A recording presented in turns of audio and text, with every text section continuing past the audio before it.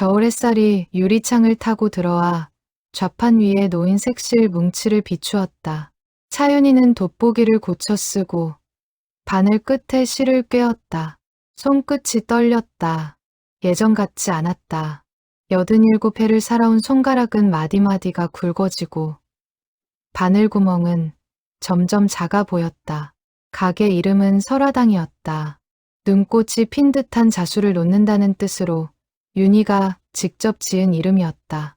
시장 골목 끝 허름한 한 칸짜리 점포였지만 단골 손님은 끊이지 않았다. 돌잡이 한복에 놓을 꽃 자수, 혼례 이불의 세길학과 거북, 명절에 쓸 베개십 장식까지. 윤희 손을 거치면 평범한 천 조각도 이야기를 품은 듯했다. 윤희는 자수를 정식으로 배운 적이 없었다.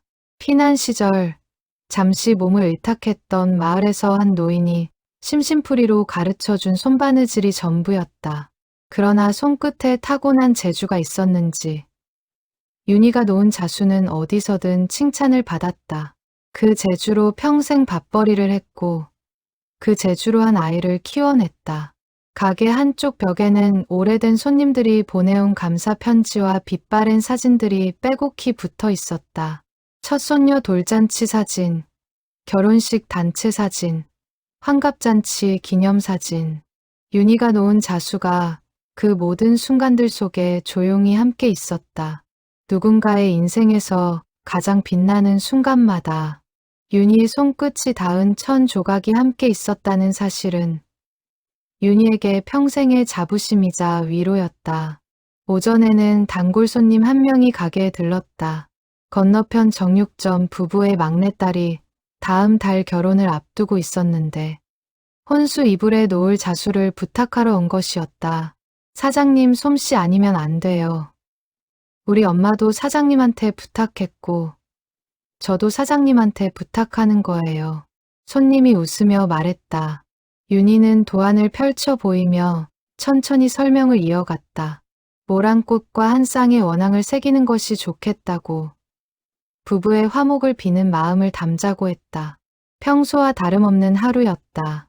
그러나 윤희의 마음 한구석에는 아침에 받은 전화의 그림자가 가시지 않고 있었다. 그날 아침 병원에서 전화가 왔다. 정기 검진 결과를 알려주는 간호사의 목소리는 조심스러웠다. 심장 쪽 수치가 좋지 않으니 큰 병원으로 옮겨 정밀 검사를 받아보시라는 말이었다. 윤희는 알겠다고 짧게 답하고 전화를 끊었다. 놀랍지는 않았다. 요즘 들어 숨이 자주 가빴고 계단을 오르면 가슴이 뻐근했다. 몸이 먼저 알고 있었던 모양이었다. 가게 문을 열고 들어온 것은 옆 가게에서 분식을 파는 젊은 여자 미주였다. 미주는 윤희를 친할머니처럼 따랐다. 손수 끓인 보리차를 보온병에 담아 가져다 주는 것도 하루 일과 중 하나였다. 할머니, 안색이 안 좋으세요. 어디 다녀오셨어요? 윤희는 손사래를 쳤다. 병원이야. 나이 들면 다 그런 거지. 미주는 걱정스러운 눈으로 윤희를 살폈지만 더 묻지 않았다. 윤희가 자신의 일을 길게 늘어놓는 사람이 아니라는 걸 알았기 때문이다. 70년 가까이 이 동네에서 살아온 노인이었지만 윤희는 늘 자신의 과거에 대해 입이 무거웠다. 고향이 어디인지, 가족이 어떻게 되는지 묻는 사람이 있어도 웃으며 화제를 돌리곤 했다. 미주가 돌아간 뒤 윤희는 가게 안쪽 골방으로 들어갔다. 낡은 작의 문갑 서랍을 열었다. 거기에는 누렇게 변색된 무명천 조각이 비단 보자기에 쌓여 있었다.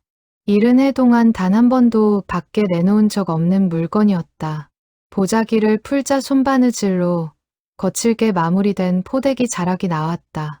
한쪽 귀퉁이에 붉은 실로 서툴게 놓인 글자 한 자. 복수이 보였다. 누군가의 이름 한 글자였을 것이다. 서랍을 열 때마다 윤희 손끝은 늘 미세하게 떨렸다. 70년이 지나도 그 떨림만은 줄어들지 않았다. 윤희는 그 천을 가만히 쓰다듬었다. 손끝에서 70년의 시간이 거슬러 올라왔다. 강가의 추위, 사람들의 비명, 품 안의 무게. 잊은 적이 없었다. 잊으려 한 적도 없었다. 다만 말하지 못했을 뿐이었다. 천 조각의 가장자리는 닳아서 실밥이 풀려 있었다. 70년 동안 몇 번이나 다시 꿰매고 다시 싸두었는지 모른다. 이사를 다닐 때마다, 가게를 옮길 때마다 이 보자기만은 손에서 놓지 않았다. 어떤 날은 이것을 태워버리고 모든 것을 잊고 살아야겠다고 생각한 적도 있었다. 그러나 손에 성냥을 쥐고도 끝내 불을 붙이지 못했다. 이 천 조각이 누군가에게는 유일한 흔적일지도 모른다는 생각 때문이었다. 어딘가에 자신처럼 70년을 기다리고 있을 사람이 있을지도 모른다는 생각. 그 생각이 윤희를 매번 멈추게 했다.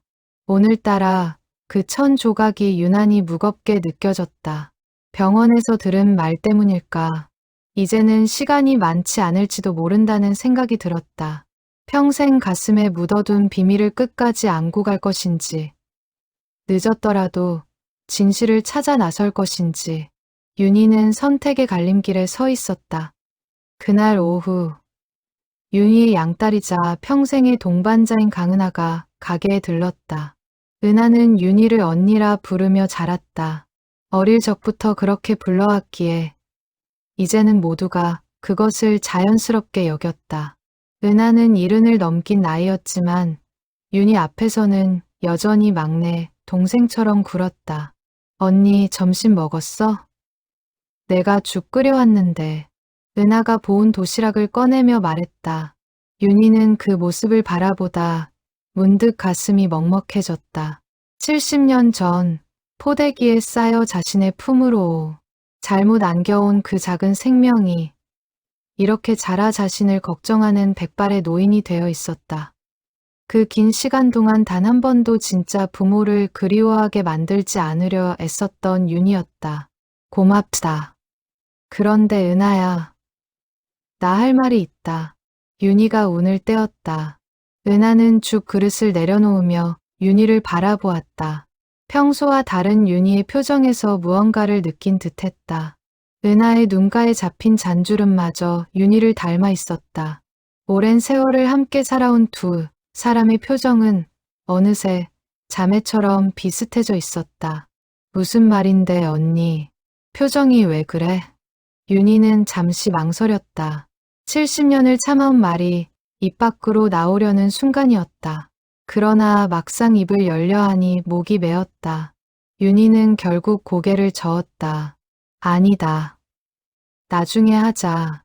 죽이나 먹자. 은하는 더 묻지 않고 죽 그릇을 다시 내밀었다.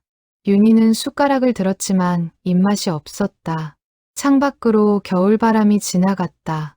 시장 골목에 낡은 천막이 흔들리는 소리가 들렸다. 그 소리는 윤희의 기억 속 어느 강가의 바람 소리와 닮아 있었다. 그날 밤 윤희는 오랫동안 잠을 이루지 못했다. 천장을 바라보며 지난 70년을 되짚었다. 한 번의 실수로 시작된 거짓말이 한 사람의 인생 전체를 바꾸어 놓았다. 그 거짓말 덕분에 한 아이는 사랑받고 자랐지만 또 다른 누군가의 가족은 평생 빈자리를 안고 살아야 했을지도 몰랐다. 윤희는 그 생각이 들 때마다 가슴 한쪽이 따끔거렸다. 윤희는 천천히 몸을 일으켜 다시 문갑 서랍을 열었다. 누렇게 바스라질 듯한 천 조각을 꺼내 가슴에 품었다. 그리고 마음속으로 조용히 다짐했다. 이번에는 정말로 진실을 찾으러 가야겠다고. 늦었다 해도 두렵다 해도 더는 미룰 수 없는 일이었다. 생각해보면 지금껏 몇 번이고 비슷한 다짐을 했었다. 은하가 중학교에 입학하던 해에도, 결혼을 약속한 사람과 헤어지던 해에도, 환갑을 맞던 해에도, 그러나 매번 용기가 꺾였다. 진실을 알게 된 은하가 자신을 떠날까 두려웠고, 70년 만에 찾아간 친가족이 자신을 원망할까 두려웠다. 무엇보다 두려운 것은 그토록 오래 미뤄온 일이 이제는 너무 늦어버렸을지도 모른다는 사실이었다. 그 시절을 기억하는 사람들이 하나둘 세상을 떠나고 있었다. 더 늦기 전에 움직여야 했다. 윤희는 머리맡 탁상시계를 바라보았다. 새벽 3시를 넘긴 시각이었다. 창밖으로 첫눈이 내리기 시작했다. 70년 전 그날도 이렇게 눈이 내렸던가. 윤희는 기억나지 않았다. 다만 그날의 추위만은 손끝에 생생히 남아 있었다. 그날 밤 윤희는 뜬 눈으로 새벽을 맞으며 한 가지를 결심했다. 내일 아침이 밝으면 가장 먼저 옛 마을 이재민 기록을 보관하고 있다는 지역 향토사 모임에 전화를 걸어보기로 했다. 누군가는 알고 있을지 몰랐다. 그날 그 강가에서 무슨 일이 있었는지를, 그리고 그 작은 생명이 어디로 흘러갔는지를. 70년 전 윤희는 17살이었다. 전쟁이 터졌다는 소식이 마을에 전해진 것은 늦가을이었다. 처음에는 멀리서 일어난 일이라 여겼다. 그러나 며칠 지나지 않아 피난민들이 마을을 지나가기 시작했고 곧이어 윤희의 가족도 짐을 싸야 했다. 아버지는 지게의 속과 이불을 묶었고 어머니는 막내 남동생을 포대기로 등에 업었다. 태어난 지 100일이 채 안 된 아기였다. 이름도 제대로 짓기 전에 전쟁이 터졌으니 식구들은 그저 아가라고 불렀다.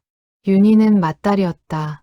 동생들을 챙기는 것이 늘 윤희의 몫이었다. 그날도 윤희는 둘째 동생의 손을 잡고 등에는 보따리를 짊어진 채 가족을 따라 길을 나섰다. 길게 늘어선 피난민의 행렬은 끝이 보이지 않았다. 사람들은 저마다의 짐을 이고 지고 걸었다. 우는 아이들, 절뚝이는 노인들, 손수레를 끄는 장정들. 그 모든 행렬이 강을 향해 흘러가고 있었다. 강나루에 다다른 것은 해가 진 뒤였다. 나룻배는 턱없이 적었고 건너야 할 사람은 셀 수 없이 많았다. 사람들이 한꺼번에 배에 오르려 몰려들었다. 누군가 소리쳤다. 멀지 않은 곳에서 포성이 울렸다는 것이었다. 그 말 한마디에 강가는 순식간에 아수라장이 되었다. 사람들이 서로를 밀치며 배를 향해 달려갔다. 윤희는 둘째 동생의 손을 놓치지 않으려 안간힘을 썼다. 그러나 거대한 인파에 휩쓸려 가족과 점점 멀어지고 있었다. 어머니의 목소리가 들렸다. 윤희야, 윤희야. 그러나 그 소리는 곧 수많은 사람들의 비명과 울음소리에 묻혔다. 순간 누군가 윤희의 품에 무언가를 와락 안겨주었다. 작고 따뜻한 무게였다. 포대기에 쌓인 아기였다. 어두운 와중에 다급한 여인의 목소리가 들렸다. 이것 좀 잠깐만 좀 안아줘요. 짐 좀 들고 금방 올게요. 여인은 그 말을 남기고 인파 속으로 사라졌다. 윤희는 영문도 모른 채 아기를 품에 안았다. 익숙한 무게였다. 막내 동생을 안았을 때와 비슷한 느낌이었기에 윤희는 그것이 자신의 막내 동생이라고 착각했다. 정신없는 와중이었다. 사방에서 사람들이 부딪히고 누군가는 쓰러지고 누군가는 짐을 잃어버렸다며 울부짖었다. 윤희는 그저 살아야 한다는 생각밖에 없었다. 배가 출발한다는 외침이 들렸다. 윤희는 둘째 동생의 손을 끌고 품에는 아기를 안은 채 떠밀리듯 배에 올랐다. 강을 반쯤 건넜을 무렵 비평 강가에서 무언가 터지는 소리가 들렸다. 사람들은 비명을 지르며 몸을 낮췄다. 강물 위로 검은 연기가 피어올랐다. 윤희는 두 눈을 질끈 감고 아기를 품에 꼭 끌어안았다.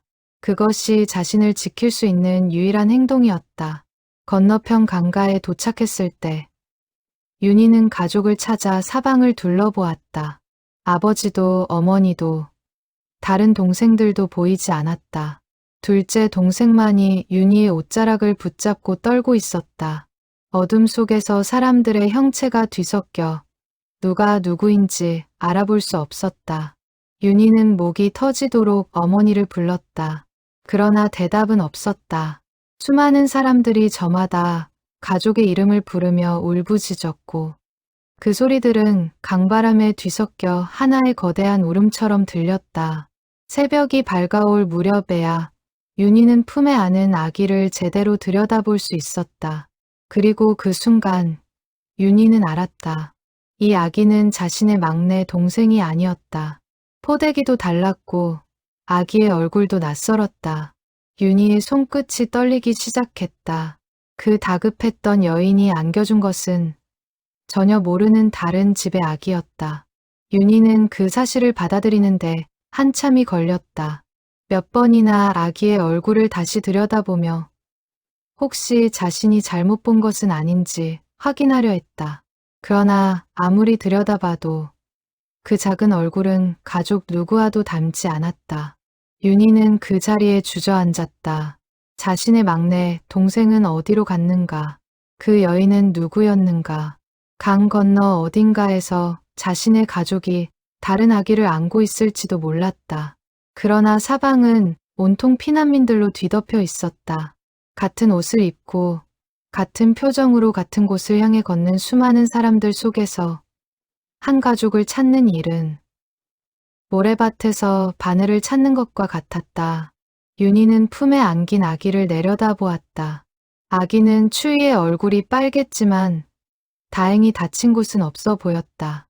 작은 입을 오물거리며 잠들어 있었다. 이 아이의 부모는 지금 어디서 자신의 아기를 찾고 있을까?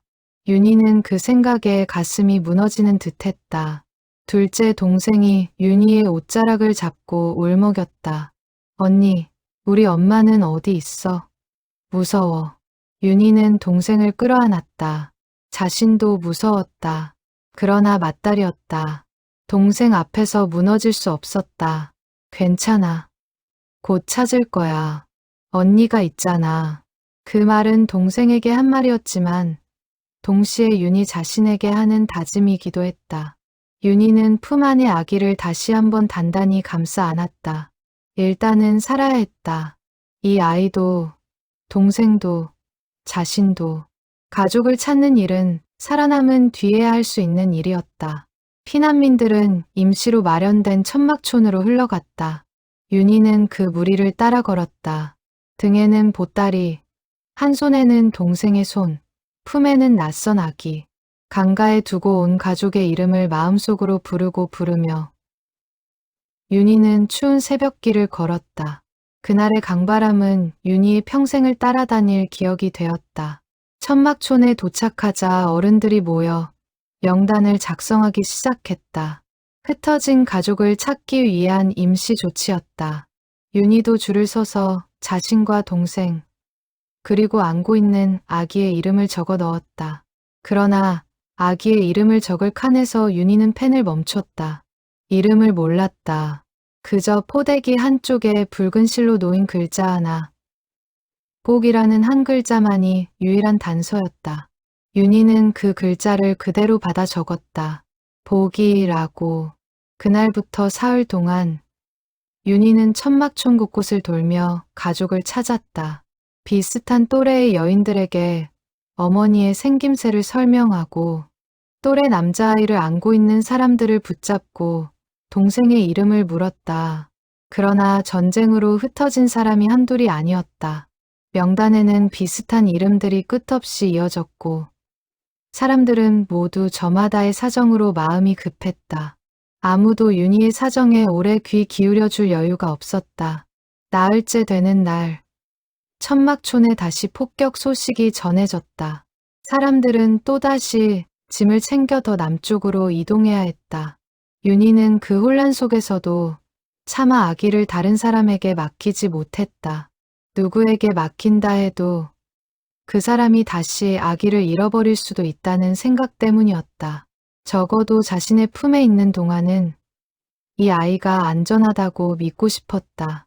길을 걷는 동안에도 윤희는 끊임없이 주변을 살폈다. 행렬 속에서 비슷한 또래의 여인을 보면 가슴이 철렁했다. 혹시 저 사람이 아기를 찾으러 다니는 그 여인은 아닐까. 그러나 행렬은 너무 길었고 사람들의 얼굴은 추위와 굶주림으로 모두 비슷하게 지쳐 있었다. 누구의 얼굴도 또렷이 구분되지 않았다.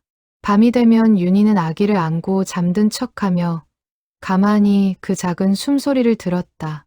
들이쉬고 내쉬는 숨소리가 일정하게 이어질 때마다 묘한 안도감이 들었다. 동시에 죄책감도 함께 밀려왔다. 이 아기의 진짜 어머니는 지금 어디서, 어떤 마음으로 밤을 보내고 있을까? 자신의 아이를 잃고 미친 사람처럼 사방을 헤매고 있을지도 몰랐다. 윤희는 그 생각이 들 때마다 아기를 더 꼭 끌어안았다. 마치 그렇게라도 하면 그 어머니의 슬픔이 조금이나마 줄어들 것처럼. 둘째 동생은 밤마다 부모님을 찾으며 울었다. 윤희는 동생을 다독이면서도 자신의 두려움은 차마 입 밖으로 꺼내지 못했다. 맏딸이라는 자리는 그런 것이었다. 무너지고 싶을 때도 무너질 수 없는 자리. 윤희는 어린 나이였지만 그 사실을 본능적으로 알고 있었다.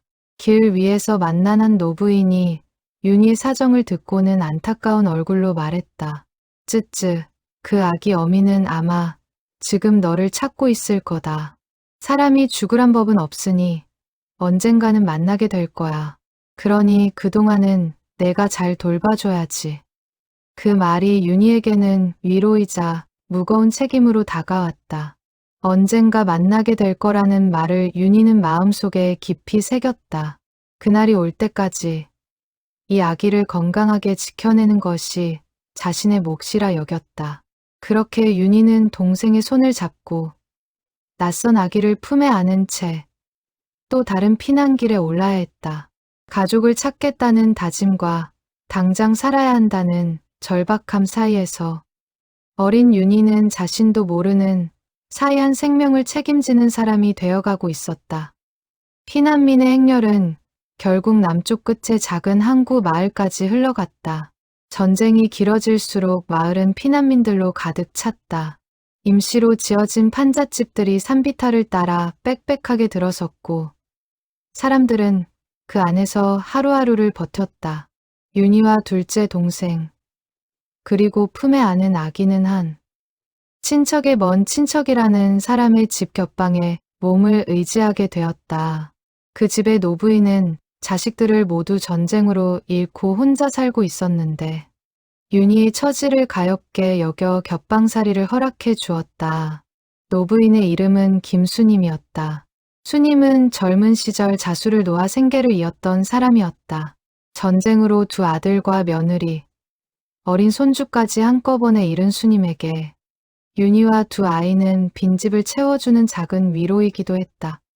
애가 둘이나 딸렸으니 어떻게든 입에 풀칠은 해야 할 거 아니냐. 수님은 그렇게 말하며 윤희에게 바늘과 실을 쥐어주었다. 처음에는 단순히 먹고 살기 위한 수단이었다.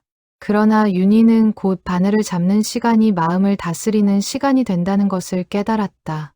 한 땀 한 땀 천 위에 무늬를 새기는 동안만큼은 잃어버린 가족에 대한 그리움도 낯선 아기를 떠안은 막막함도 잠시 잊을 수 있었다. 수님의 가르침은 엄했다. 한 땀이라도 비뚤어지면 처음부터 다시 풀어야 했다. 윤희의 손끝은 늘 바늘에 찔려 작은 상처가 가득했다. 그러나 윤희는 묵묵히 견뎌냈다. 동생을 업고 자수를 놓다가 졸음이 와 고개를 떨구면 수님이 다가와 가만히 등을 두드려 주었다. 말은 거칠어도 마음은 따뜻한 사람이었다. 수님의 곁방에서 보낸 그 시절이 윤희에게는 또 다른 가족을 얻은 시간이기도 했다. 마을 사람들 중 일부는 윤희의 사정을 의심스러운 눈으로 보기도 했다. 어린 처녀가 아기를 업고 다니는 모습이 흔한 풍경은 아니었기 때문이다. 한 번은 이웃집 아주머니가 대놓고 물었다. 윤희는 그런 시선들을 마주할 때마다 등줄기가 서늘해졌지만 애써 태연한 표정을 지으려 노력했다. 저 아기 진짜 내 동생이냐? 생긴 게 너랑 하나도 안 닮았던데. 윤희는 가슴이 철렁했지만 애써 태연한 얼굴로 답했다. 막내라 아버지를 닮았어요. 저는 어머니를 닮았고요. 아주머니는 더 묻지 않고 돌아섰다. 그러나 그날 밤 윤희는 이불 속에서 오랫동안 떨었다. 거짓말이 들통날까봐 두려운 것이 아니었다. 혹시라도 사람들의 의심이 깊어져 관청에서 아기를 데려가 버릴까봐 두려웠다. 그 두려움은 윤희가 평생 안고 살아야 할 무게의 시작이었다. 전쟁이 끝나기까지는 3년이 걸렸다. 그 3년 동안 윤희는 가족을 찾기 위해 백방으로 애를 썼다.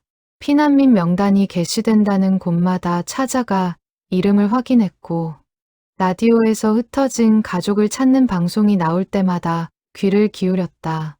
그러나 끝내 아버지와 어머니, 그리고 잃어버린 막내, 동생의 소식은 들려오지 않았다. 시간이 흐를수록 희망은 점점 옅어졌지만 윤희는 단 한 번도 그 희망을 완전히 놓지는 않았다. 전쟁이 끝나갈 무렵 둘째 동생은 먼 친척 집에 양녀로 보내졌다. 그 집에서 자식 없이 살던 부부가 동생을 거두어 주기로 한 것이었다. 윤희는 동생과 헤어지는 것이 가슴 아팠지만 자신의 형편으로는 두 아이를 모두 건사하기 어려웠다.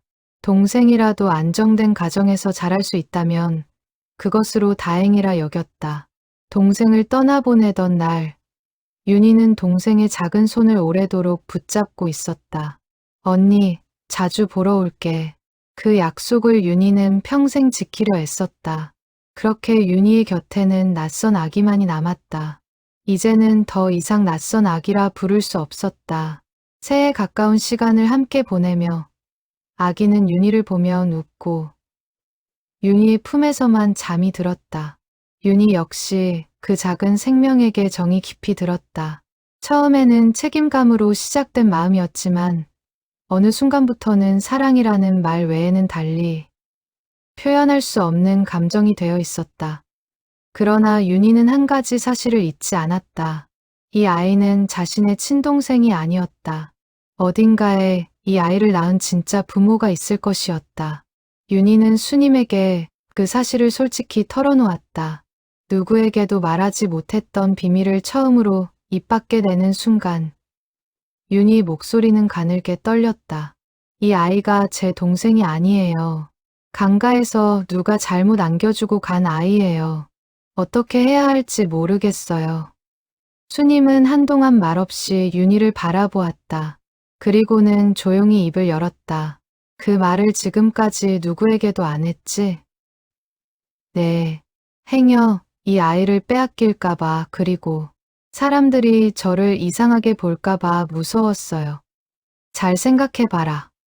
지금 이 아이를 관청에 데려가면 어떻게 될 것 같으냐. 전쟁 고아가 넘쳐나는 시국에 부모도 모르는 아이는 고아원으로 보내질 게다. 거기서 자라는 것과 내가 키우는 것 중 어느 쪽이 이 아이에게 나을 것 같으냐. 윤희는 대답하지 못했다. 수님의 말이 틀리지 않았다. 전쟁으로 부모를 잃은 아이들이 거리마다 넘쳐나던 시절이었다. 고아원은 늘 10,000원이었고 그곳에서의 삶이 결코 안전하지도 따뜻하지도 않다는 것을 윤희도 알고 있었다. 거리에서 본 전쟁 고아들의 깡마른 얼굴이 떠올랐다. 윤희는 그 얼굴들 중 하나가 은하가 되는 것을 견딜 수 없었다. 내가 이 아이의 진짜 가족을 찾는 일을 그만두라는 말이 아니다. 다만 찾는 동안에도 이 아이는 자라야 하지 않겠느냐. 누군가의 사랑을 받으며 자라야 하지 않겠느냐. 수님의 말에 윤희는 눈물을 흘렸다. 그날 밤 윤희는 처음으로 아기에게 이름을 지어주기로 결심했다. 포대기에 새겨진 복이라는 글자를 살려 윤희는 아기를 은하라고 불렀다. 은혜롭고 복이 많은 아이로 자라기를 바라는 마음을 담은 이름이었다. 동시에 언젠가 진짜 부모를 만났을 때 이 아이가 받았던 사랑의 흔적을 보여줄 수 있기를 바라는 마음도 담겨 있었다. 윤희는 그 이름을 종이에 적어보며 처음으로 이 아이를 진짜 가족으로 받아들이는 의식을 치르는 듯한 기분이 들었다. 은하야. 윤희가 처음으로 그 이름을 불렀을 때 아기는 마치 알아듣는다는 듯 까르르 웃었다. 그 웃음소리에 윤희의 마음속 깊은 곳에 자리한 불안이 조금씩 녹아내렸다. 적어도 오늘 하루는 이 아이를 지켜낼 수 있었다는 안도감이 밀려왔다. 수님은 그날 밤 낡은 무명천 한 자락을 꺼내 윤희에게 건넸다. 이게 그 아기 포대기에서 나온 천이라고 했지. 함부로 버리지 말고 잘 간직해둬라. 언젠가 그 아이의 진짜 부모를 만나게 되면 이게 증표가 될 거다. 윤희는 그 천을 받아 비단 보자기에 곱게 싸서 문갑 깊은 곳에 넣어두었다. 그것이 70년 동안 단 한 번도 밖으로 나오지 않은 그 보자기의 시작이었다. 그날부터 윤희는 사람들에게 은하를 자신의 동생이라 소개했다. 윤희는 그날 이후로도 매년 같은 날이 되면 그 보자기를 꺼내 천을 살펴보았다. 색이 바래가는 것을 지켜보며 시간이 흘러가는 것을 실감했다. 시장에서 만난 사람들 중에 비슷한 사연을 가진 이가 있을까? 늘 마음 한편으로 살피곤 했다. 그러나 누구에게도 먼저 입을 열지 못했다. 거짓말을 한다는 죄책감이 없지 않았지만 진실을 말하면 은하를 지킬 수 없을지도 모른다는 두려움이 더 컸다. 윤희는 그렇게 한 발 한 발 거짓과 사랑이 뒤섞인 길 위에 서게 되었다. 그 길의 끝이 어디로 향할지는 그때 윤희로서는 짐작할 수 없었다. 수님은 윤희에게 한 가지를 더 일러주었다. 사람 마음이란 게 참 이상한 거다. 처음엔 짐이었던 게 나중엔 보물이 되기도 하고 처음엔 보물이었던 게 나중엔 짐이 되기도 해. 내가 저 아이를 짐이 아니라 보물로 여기고 키운다면 언젠가 진짜 부모를 만나도 떳떳할 수 있을 거다. 부끄러울 일이 아니야. 살리려고 한 일이다. 그 말은 윤희가 평생 가슴에 새기고 살아갈 말이 되었다. 부끄러울 일이 아니다. 살리려고 한 일이다. 그러나 윤희는 알고 있었다.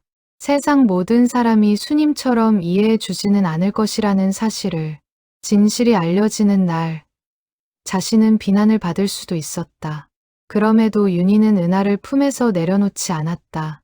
그것이 그 시절 윤희가 할 수 있는 유일하고도 가장 큰 사랑이었다. 전쟁이 끝나고 마을에 평화가 찾아왔지만 윤희의 삶에는 평온이 쉽게 깃들지 않았다. 수님이 세상을 떠난 뒤 윤희는 작은 방 한 칸을 얻어 은하와 단둘이 살기 시작했다. 수님에게서 배운 자수 솜씨가 유일한 생계 수단이었다. 윤희는 시장 한편에 보따리를 펴고 자수 손수건과 베개짚을 팔았다. 손이 야물고 무늬가 곱다는 평이 퍼지면서 차츰 단골 손님이 늘었다. 은하는 무럭무럭 자랐다. 윤희를 언니라 부르며 졸졸 따라다녔고 윤희가 바늘을 잡으면 옆에 앉아 천 조각을 만지며 흉내를 냈다. 윤희는 그 모습을 볼 때마다 가슴이 뜨거워졌다. 동시에 마음 한구석에는 늘 떨칠 수 없는 그림자가 있었다. 이 아이의 진짜 부모는 지금도 어딘가에서 딸을 찾고 있지 않을까 하는 생각이었다. 윤희는 결혼할 나이가 되었을 때 청혼을 받은 적이 있었다. 이웃 마을의 성실한 청년이었다. 청년은 장날마다 윤희의 좌판을 찾아와 말을 걸었고 은하에게도 늘 다정했다. 은하는 그 청년을 좋아했다. 새언니가 생기면 좋겠다며 어린 마음에 들떠하기도 했다. 동네 사람들도 두 사람이 잘 어울린다며 은근히 혼인을 부추기곤 했다. 그러나 윤희는 그 청혼을 거절했다. 결혼을 하면 은하를 데려가기 어려울 것 같았고 무엇보다 자신의 사정을 솔직히 말할 수 없는 상대와 평생을 함께한다는 것이 두려웠다. 진실을 숨긴 채 한 사람과 부부의 연을 맺는다는 것이 윤희에게는 또 다른 거짓을 쌓는 일처럼 느껴졌다. 청년은 몇 차례 더 찾아왔다. 한 번은 비가 쏟아지는 날, 가게 앞에서 우산도 없이 한참을 서 있었다. 윤희는 그 모습을 가게 안에서 지켜보며 마음이 흔들렸다. 그러나 끝내 문을 열지 않았다. 청년은 결국 윤희의 단호한 거절에 발걸음을 끊었고 몇 해 뒤 다른 마을의 처녀와 혼인했다는 소식이 들려왔다. 윤희는 그 소식을 듣고 가게 뒷문에 앉아 조용히 눈물을 훔쳤다. 평생 단 한 번 와락 흔들렸던 마음이었다. 그날 밤 윤희는 잠든 은하의 얼굴을 오랫동안 들여다보았다. 자신이 잃은 것이 무엇인지 알고 있었다. 평범한 가정을 이루고 자신의 핏줄을 낳아 기르는 삶. 그러나 윤희는 후회하지 않았다. 적어도 그 순간에는 그렇게 믿고 싶었다. 은하가 초등학교에 입학할 무렵 동사무소에서 호적 정리를 위해 서류를 요구했다. 윤희는 그제야 현실적인 문제에 부딪혔다. 은하의 출생을 증명할 어떤 서류도 없었다. 윤희는 결국 동네 이장의 도움을 받아 은하를 자신의 친동생으로 호적에 올렸다. 그것은 거짓 서류였지만 그 시절 전쟁으로 호적이 엉망이 된 사람들이 한둘이 아니었기에 큰 의심을 사지 않았다. 그러나 윤희는 그 서류에 도장을 찍는 순간 돌이킬 수 없는 길에 들어섰다는 것을 직감했다. 이장은 서류에 도장을 찍어주며 가벼운 농담처럼 한마디를 던졌다. 세상에 진짜 가족 같은 게 어디 있나. 같이 살고, 같이 밥 먹고, 서로 의지하면 그게 가족이지. 너무 마음 무겁게 갖지 마라. 윤희는 그 말에 작은 위로를 받았지만 동시에 마음 한구석은 여전히 무거웠다. 서류 한 장으로 모든 것이 정리되는 것 같았지만 진짜 진실은 여전히 자신의 가슴 속에만 남아 있었다. 은하는 성적이 좋은 아이였다. 선생님들의 칭찬을 받으며 자랐고 동네에서도 인정받는 똑똑한 소녀로 자랐다. 윤희는 그런 은하를 보며 자신의 선택이 틀리지 않았다고 믿었다. 학부모 모임에 가면 선생님들은 늘 은하를 칭찬했고 그럴 때마다 윤희는 마치 자신의 친자식을 둔 것처럼 가슴이 부풀어 올랐다. 그러나 가끔 은하가 무심코 던지는 말에 가슴이 철렁할 때가 있었다. 언니, 나는 왜 언니랑 이렇게 안 닮았어? 동네 애들이 자꾸 물어봐. 윤희는 그런 질문을 받을 때마다 웃음으로 넘기려 애썼다. 속으로는 심장이 덜컥 내려앉았지만 겉으로는 아무렇지 않은 척 태연하게 대답했다. 닮은 데 없는 자매도 많아. 너는 아버지를 닮았고 나는 어머니를 닮았으니까. 은하는 어린 마음에 그 말을 그대로 믿었다. 그러나 윤희는 그 순간마다 심장이 내려앉는 것 같았다. 거짓말은 한 번으로 끝나지 않았다. 매번 새로운 거짓말로 이전의 거짓말을 덮어야 했다.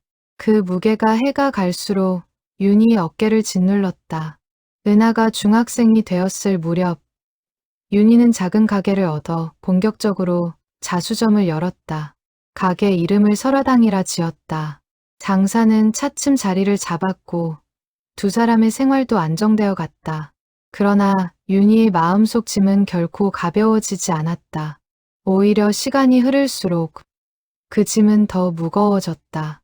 진실을 말할 시기를 놓칠수록 말할 용기는 점점 더 줄어들었다. 가게가 번창할수록 윤희는 묘하게 마음이 더 무거워지는 것을 느꼈다. 행복이 커질수록 그것을 잃을 수도 있다는 두려움도 함께 커졌기 때문이었다. 어느 해 명절, 동네에 살던 한 할머니가 우연히 윤희에게 말을 건넨 적이 있었다. 그 할머니는 전쟁통에 딸을 잃었다는 사연을 가진 사람이었다. 그 시절에 강가에서 애 잃어버린 사람이 한둘이 아니었어. 나도 내 딸을 그렇게 잃었지. 지금도 살아있다면 대개 동생이랑 비슷한 나이일 텐데. 윤희는 그 말을 듣고 온몸이 굳었다. 혹시 이 할머니가 은하의 진짜 가족은 아닐까? 그러나 차마 먼저 묻지 못했다. 묻는 순간 모든 것이 드러날 것 같았다. 윤희는 그저 위로의 말을 건네고 자리를 떴다. 그날 이후로도 윤희는 비슷한 사연을 가진 사람들을 마을에서 종종 만났다. 그러나 그 누구에게도 진실을 묻거나 말하지 못했다. 두려움이 늘 용기를 앞질렀다. 세월이 흘러 은하는 어른이 되었고 작은 회사에 취직했다. 좋은 사람을 만나 결혼도 했다.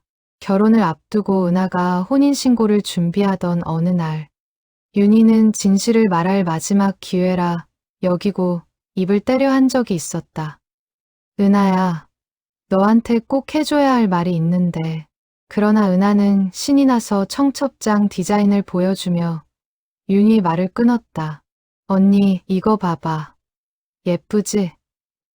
그리고 언니, 결혼식 날 내 옆에 꼭 앉아 있어야 해. 다른 사람 말고 언니가. 은하의 환한 얼굴을 본 순간 윤희는 차마 말을 이어가지 못했다. 결혼을 앞둔 아이에게 이런 무거운 이야기를 꺼내는 것이 과연 옳은 일인가 스스로에게 되물었다. 결국 윤희는 다시 입을 다물었다. 그 망설임이 또 한 번 진실을 미루는 핑계가 되었다는 것을 윤희도 모르지 않았다. 윤희는 그 결혼식에서 친언니의 자리에 앉아 눈물을 흘렸다. 사람들은 그 눈물을 동생을 시집 보내는 언니의 감격으로 보았다. 그러나 윤희의 눈물에는 또 다른 의미가 담겨 있었다. 자신이 평생 짊어진 비밀의 무게와 그 비밀을 끝내 풀지 못한 채 또 한 시절을 보낸다는 자책이 뒤섞여 있었다. 은하가 결혼한 뒤에도 두 사람은 가까이 살며 서로를 의지했다. 은하의 남편이 일찍 세상을 떠난 뒤로는 윤희가 더욱 은하의 곁을 지켰다. 두 사람은 친자매보다 더 가까운 사이가 되어 있었다. 그러나 그 가까움 속에는 윤희만이 아는 거대한 진실이 여전히 묻혀 있었다. 가까워질수록 그 진실을 말할 기회는 오히려 더 줄어드는 듯했다. 은하가 첫 아이를 낳던 날, 윤희는 병원 복도에서 밤을 새웠다. 진통이 길어지자 윤희는 복도를 서성이며 마음속으로 빌고 또 빌었다. 갓 태어난 아기를 품에 안고 윤희는 또 한 번 눈물을 쏟았다. 그 옛날 강가에서 안았던 작은 무게가 떠올랐다. 한 생명에서 시작된 인연이 이렇게 또 다른 생명으로 이어지고 있었다. 간호사가 그 모습을 보며 외할머니가 손주를 보고 너무 감격하셨다고 웃으며 말했지만 윤희의 눈물에는 그보다 훨씬 깊고 복잡한 감정이 담겨 있었다. 윤희는 그 손주뻘 되는 아기에게 속삭였다. 너는 진짜 내 핏줄은 아니지만 내 마음속에는 누구보다 귀한 핏줄이다. 그 말은 누구에게도 들리지 않게 작게 속삭인 말이었지만 윤희에게는 평생의 진심을 담은 말이었다. 사랑은 핏줄로만 이어지는 것이 아니라는 것을 윤희는 그렇게 온몸으로 증명하며 살아왔다. 그러나 동시에 그 사랑이 진실을 영원히 가려도 되는 이유가 될 수는 없다는 것 또한 윤희는 마음 깊은 곳에서 알고 있었다. 윤희는 병원 예약을 미루지 않았다.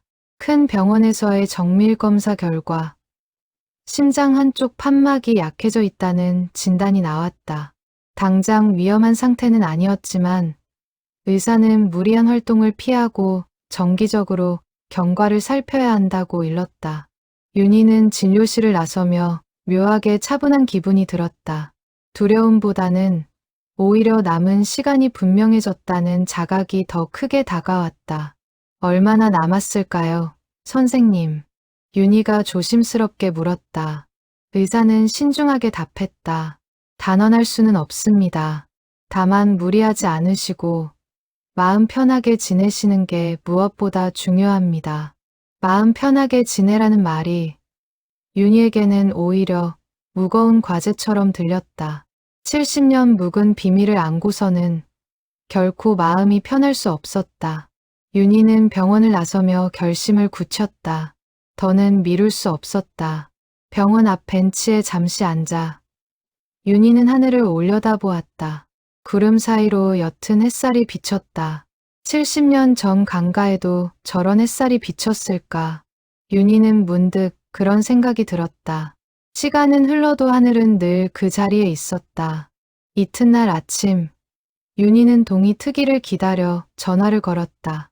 지역 문화원에서 운영한다는 실향민 기록 보존회였다. 몇 해 전 손님 중 한 사람이 그곳에서 일한다는 말을 들은 적이 있어 기억해 두었던 곳이었다. 전화를 받은 것은 젊은 남자였다. 이름은 박지훈이라 했다.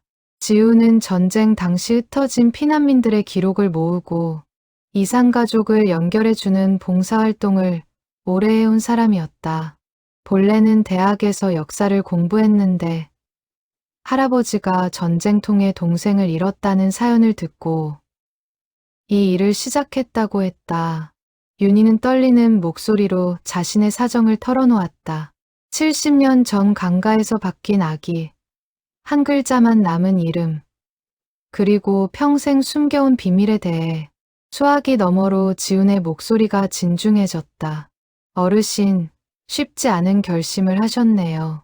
저희가 도와드리겠습니다. 다만 시간이 좀 걸릴 수 있다는 건 미리 말씀드릴게요. 70년 전 기록이라 많이 소실되었을 수도 있어서요. 괜찮아요. 시간이 걸려도 괜찮으니 부디 찾아주세요. 윤희는 그렇게 말하며 가슴이 뻐근해지는 것을 느꼈다. 70년 동안 혼자 짊어졌던 짐을 처음으로 다른 누군가와 나누는 순간이었다. 그날 오후, 지훈이 직접 설화당을 찾아왔다. 젊은 사람이었지만 눈빛이 깊었다. 그는 윤희가 간직해 온 천 조각을 조심스럽게 살펴보았다. 이 글자, 복이라는 한 글자가 새겨진 거죠. 어르신, 이런 경우 의외로 실마리가 될 수 있어요. 그 시절에는 이름 한 글자를 천이나 옷에 새겨 넣는 일이 흔했거든요. 특히 딸 이름에 복자가 들어가는 경우가 많았어요. 복순이, 복희, 복자 이런 식으로요. 지우는 천을 다시 한번 꼼꼼히 살피며 말을 이었다. 그의 눈빛에서 오랜 경험에서 나온 신중함이 느껴졌다. 윤희는 그 말에 가슴이 두근거렸다. 복순이라는 이름이 문득 낯설지 않게 느껴졌다. 옛 기억 어딘가에서 들어본 듯한 이름이었다. 그러나 분명히 떠오르지는 않았다. 70년이라는 시간은 기억조차도 흐릿하게 만들어 놓았다. 윤희는 눈을 감고 그날 밤을 다시 떠올려 보려 애썼다. 강가에 줄지어 선 사람들의 형체, 멀리서 들리던 포성, 다급했던 여인의 목소리, 그 목소리의 높낮이, 말투의 억양까지도 기억해내려 했다. 충청도 말투였던가 아니면 이북 말투였던가 윤희는 도무지 확신할 수 없었다. 그 순간이 너무도 짧았고 너무도 혼란스러웠다. 다만 그 여인의 손끝이 거칠지 않고 곱다는 느낌만은 또렷이 남아 있었다. 강가 위치는 정확히 기억하십니까? 지역 이름이라도, 강 이름이라도. 윤희는 눈을 감고 기억을 더듬었다. 만경나루라고 불렀던 것 같아요. 거기서 배를 탔어요. 그리고 그 전에 살던 마을은 솔밭이 많은 동네였는데 정확한 이름은 기억이 안 나요. 집 앞에 큰 감나무가 한 그루 있었고 동네 어귀에 선앙당이 있었어요. 지우는 그 모든 단서를 꼼꼼히 받아 적었다. 작은 수첩 한 면이 금세 빽빽한 글씨로 채워졌다. 지우는 수첩에 그 내용을 받아 적었다. 만경나루면 기록이 남아있을 가능성이 있어요. 그 시절 그곳에서 큰 혼란이 있었다는 기록을 본 적이 있습니다. 제가 한번 자료를 찾아보겠습니다. 어르신도 혹시 기억나는 게 더 있으면 적어주세요. 작은 것이라도 도움이 될 수 있어요. 한 가지 더 있어요. 그 여인이 저한테 아기를 안기면서 한 말이 짐 좀 들고 금방 올게요였어요. 그러니까 짐이 많았던 거겠죠. 그리고 손에 반지를 끼고 있었던 것 같기도 해요. 그것밖에는 기억이 안 나요. 윤희는 그 짧은 기억의 조각들을 끄집어내면서도 그것이 정말 정확한 기억인지 스스로도 확신할 수 없었다. 70년이라는 세월은 기억을 윤색하기도 흐리게 하기도 했다. 지우는 그 작은 단서까지도 꼼꼼히 받아 적었다. 이런 사소한 기억들이 나중에 큰 역할을 할 때가 많습니다. 너무 작다고 생각하지 마시고 떠오르는 건 모두 적어주세요. 제가 며칠 안에 만경나루 인근 기록을 찾아서 다시 연락드리겠습니다. 지우는 자리에서 일어나기 전 윤희에게 차분한 목소리로 한마디를 더 건넸다. 어르신, 이런 일을 시작하시는 데에는 정말 큰 용기가 필요했을 거예요. 제가 지금까지 본 많은 분들 중에도 끝내 용기를 내지 못하고 평생 마음에 묻고 사시는 분들이 더 많으셨어요. 그러니 이미 큰 걸음을 떼신 겁니다. 지훈이 돌아간 뒤 윤희는 가게 문을 닫고 홀로 앉아 옛 기억을 종이에 적어 내려갔다. 강가의 풍경, 그날의 추위, 어머니의 마지막 목소리, 적다 보니 잊고 있던 기억들이 하나둘 되살아났다. 어떤 기억은 너무 생생해서 적는 손이 떨릴 정도였다. 윤희는 몇 번이나 펜을 멈추고 숨을 고른 뒤에야 다시 글을 이어갈 수 있었다. 지우는 천 조각을 사진으로 찍어가도 되겠냐고 물었다. 윤희는 잠시 망설였지만 고개를 끄덕였다. 70년 동안 단 한 번도 남에게 보여준 적 없는 물건을 처음으로 다른 사람의 손에 맡기는 순간이었다. 지우는 조심스럽게 천을 펼쳐 사진을 찍고 다시 정성스럽게 접어 윤희에게 돌려주었다. 그 손길이 마치 귀한 유물을 다루듯 신중했다. 이 자수 솜씨, 보통이 아니네요.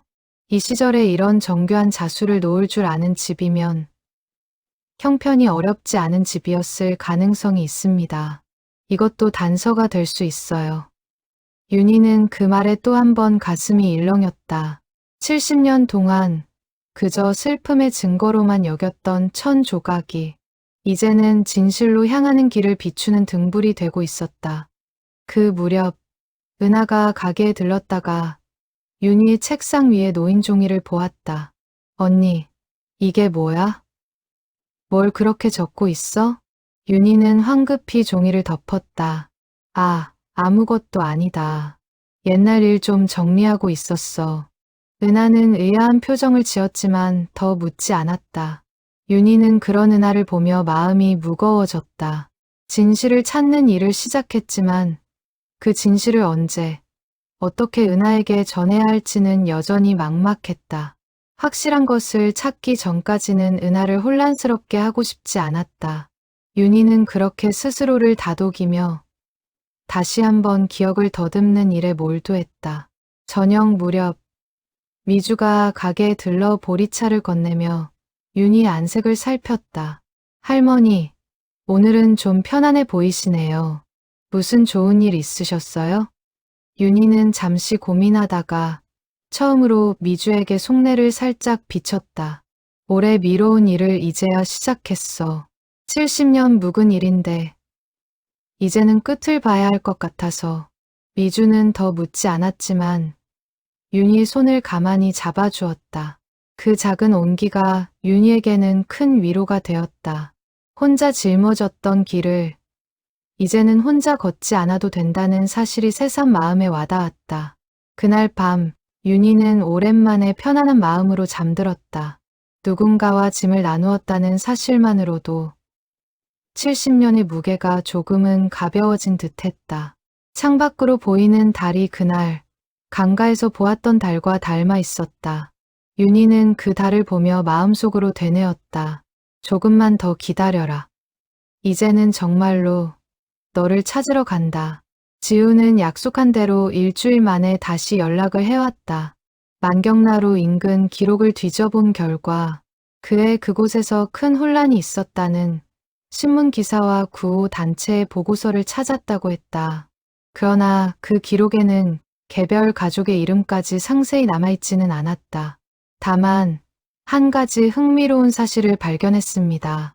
그 시절 만경나루 인근에서 아이를 찾는다는 광고를 신문에 낸 사람들의 명단이 있더라고요. 그 중에 비슷한 사연을 가진 분이 있어요.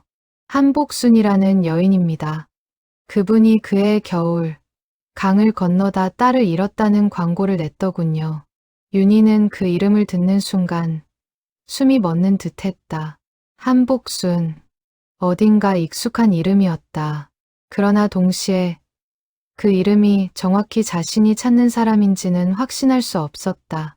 그 시절 비슷한 사연을 가진 사람이 한둘이 아니었기 때문이다. 윤희는 수화기를 든 손에 힘을 주며 마음을 가라앉히려 애썼다. 70년을 기다린 일이었다. 서두른다고 결과가 달라지지는 않을 것이었다. 그분을 만나볼 수 있을까요? 윤희가 조심스럽게 물었다. 지우는 잠시 머뭇거렸다. 그게 한복순 어르신은 이미 몇 해 전에 돌아가셨습니다. 다만 그분의 아들이 살아 계세요. 한기철이라는 분인데 사실 이분도 저희 보존회에 등록되어 있는 분입니다. 어머니가 돌아가시기 전에 남긴 말 때문에 본인의 출생에 대해 의문을 품고 오랫동안 가족을 찾고 계셨어요. 윤희는 그 말에 온몸이 떨리기 시작했다. 출생에 대한 의문. 그것이 무엇을 의미하는지 윤희는 직감적으로 알 수 있었다. 지훈의 설명은 이어졌다. 한복수는 죽기 전 아들 기철에게 한 가지 비밀을 털어놓았다고 했다. 전쟁통에 피난길에서 아들을 얻었는데 그 아이가 친자식이 아닐 수도 있다는 의심을 평생 품고 살아왔다는 것이었다.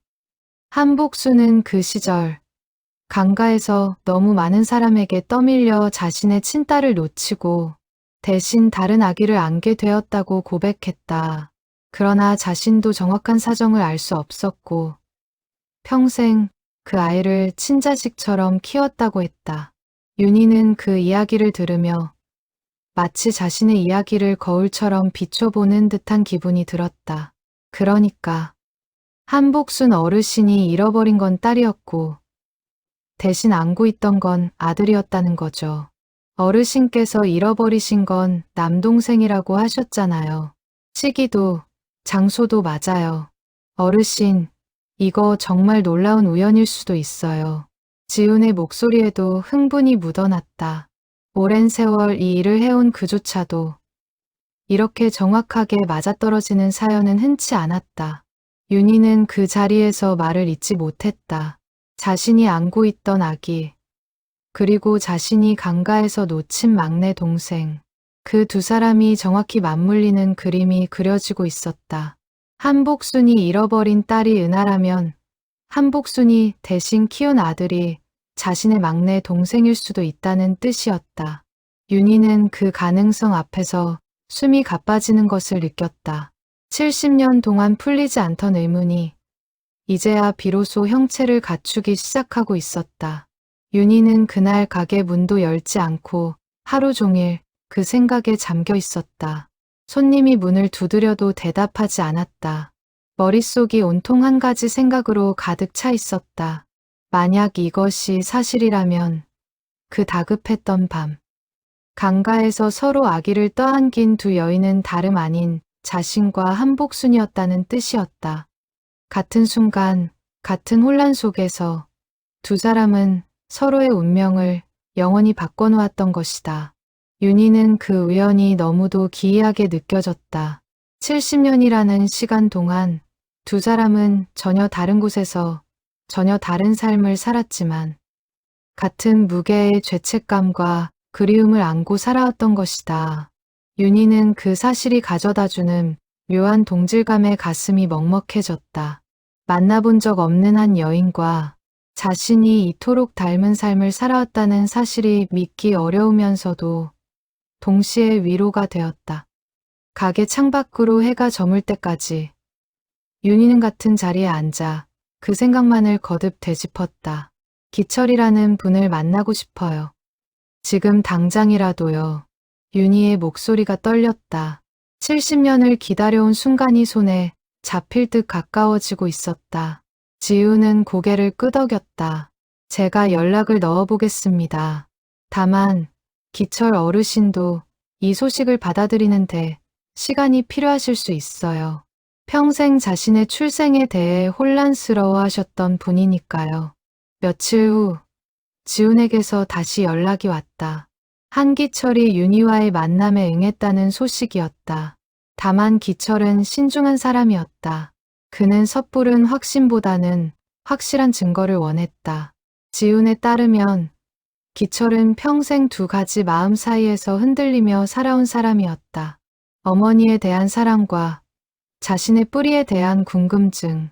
어머니가 돌아가신 뒤로는 그 궁금증을 풀 길이 없어 막막해하던 차에 보존회를 알게 되어 등록했다고 했다. 그 망설임과 신중함 속에는 자칫 또 다른 상처를 받을까 두려워하는 마음도 함께 담겨 있었다. 지우는 기철에 대해 좀 더 자세히 들려주었다. 기철은 젊은 시절 작은 인쇄소를 운영하며 평범하게 살아온 사람이었다. 자식들을 다 키워 출가시키고 나서야 비로소 자신의 뿌리에 대해 진지하게 고민할 여유가 생겼다고 했다. 어머니 한복수는 임종 직전까지도 그 비밀을 완전히 털어놓지 못하고 머뭇거렸지만 마지막 순간 짧게 한마디를 남겼다고 했다. 그 강가에서 내가 잘못 안았던 것 같다. 미안하다. 기철아. 그 한마디가 기철의 평생을 흔들어 놓았다. 어머니가 세상을 떠난 뒤 기철은 유품을 정리하다 낡은 무명천 한 조각을 발견했다. 어머니가 평생 옷장 깊은 곳에 숨겨두었던 물건이었다. 기철은 그 천이 무엇을 의미하는지 알 수 없었지만 어머니의 마지막 말과 함께 묘한 확신이 들었다고 했다. 기철 어르신 댁에도 비슷한 무명천이 있다고 합니다.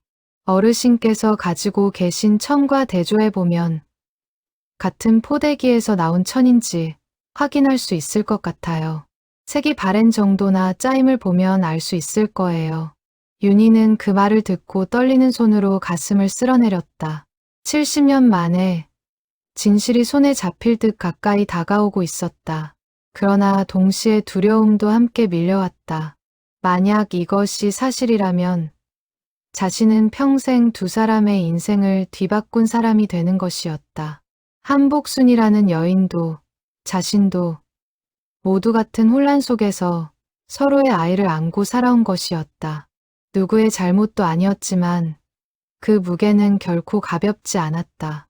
윤희는 그날 밤 오래된 사진첩을 꺼내 보았다. 은하의 어린 시절 사진, 환갑잔치 사진, 그리고 빛바랜 흑백 사진 한 장. 흑백 사진 속에는 윤희의 친부모와 어린 동생들의 모습이 어렴풋이 담겨 있었다. 윤희는 그 사진을 한참 들여다보며 사진 속 막내 동생의 얼굴과 지금쯤 75이 되었을 한기철의 얼굴을 머릿속으로 겹쳐 그려보았다.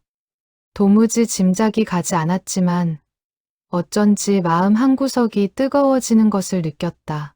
사진 속 막내 동생은 그저 100일도 안 된 아기였을 뿐 어른이 된 얼굴은 짐작할 수조차 없었다. 그러나 핏줄이라는 것은 사진 한 장보다도 깊은 곳에서 사람을 끌어당기는 힘이 있는 듯했다. 윤희는 그날 밤 잠을 이루지 못한 채 천장을 바라보았다. 머릿속에서 70년 전 강가의 풍경이 다시 펼쳐졌다. 그 다급했던 여인의 얼굴을 이제는 또렷이 떠올릴 수 있을 것 같았다. 그 여인이 한복순이었을까? 그렇다면 그 여인도 자신처럼 평생을 죄책감과 그리움 속에서 살아왔던 것일까? 윤희는 처음으로 자신의 슬픔과 똑같은 무게의 슬픔을 안고 살았을 또 한 사람을 생각하며 눈물을 흘렸다. 그것은 미움의 눈물이 아니었다. 같은 시대를 살아낸 사람에 대한 깊은 안타까움의 눈물이었다. 윤희는 창문을 열어 차가운 밤바람을 맞았다. 멀리서 개 짖는 소리가 들렸다. 그 소리마저도 70년 전 천막촌의 밤과 닮아 있는 듯했다. 윤희는 두 손을 모아 마음속으로 빌었다. 이제 곧 만나게 될 한기철이라는 사람이, 그리고 이미 세상을 떠난 한복순이라는 여인이 모두 평안하기를, 그리고 자신에게도 남은 시간 동안 이 진실을 끝까지 마주할 용기가 함께하기를. 만남은 지훈의 사무실에서 이루어졌다. 윤희는 새벽부터 일어나 단정하게 옷을 차려입었다. 평생을 기다려온 순간이었지만 막상 그 순간이 다가오니 발걸음이 떨어지지 않았다. 은하에게는 친구를 만나러 간다고만 말해두었다.